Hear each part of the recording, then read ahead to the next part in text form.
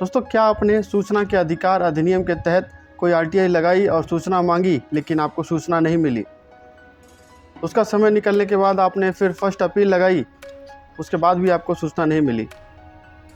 क्या आपने second appeal भी लगाई लेकिन उसमें भी केवल तारीख मिल रही है लेकिन सूचना नहीं मिल रही है? यदि आरटीआई लगाने के बाद भी, अपीलें करने के बाद भी आपको सूचना नहीं मिलती है तो ऐसा और क्या प्रावधान है जिसके आधार पर आप सूचना प्राप्त कर सकते हैं? तो दोस्तों, आज के इस वीडियो में हम वही आपको डिटेल में बताने वाले हैं। भारतीय साक्ष्य अधिनियम 2023 की धारा 75, इस धारा में आपको किसी भी पब्लिक डॉक्यूमेंट की सर्टिफाइड कॉपी प्राप्त करने का अधिकार है। पिछला जो कानून है, इंडियन एविडेंस एक्ट, उसकी धारा 76 में इसका प्रावधान था।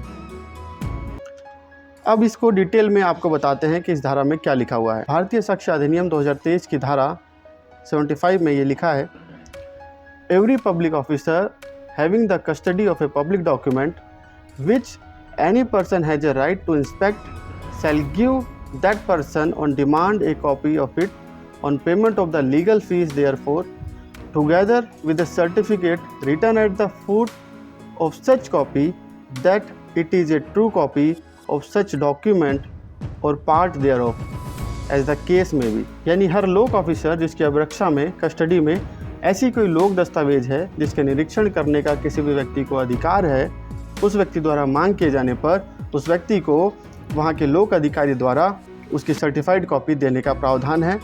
यानी मांग किए जाने पर और उसकी लीगल फीस जमा करने पर वहाँ का जो ऑथोराइज पर्सन है, ऑथोराइज ऑफिसर है, वो उस डॉक्यूमेंट की सर्टिफाइड कॉपी उस मांग किए जाने वाले व्यक्ति को देगा।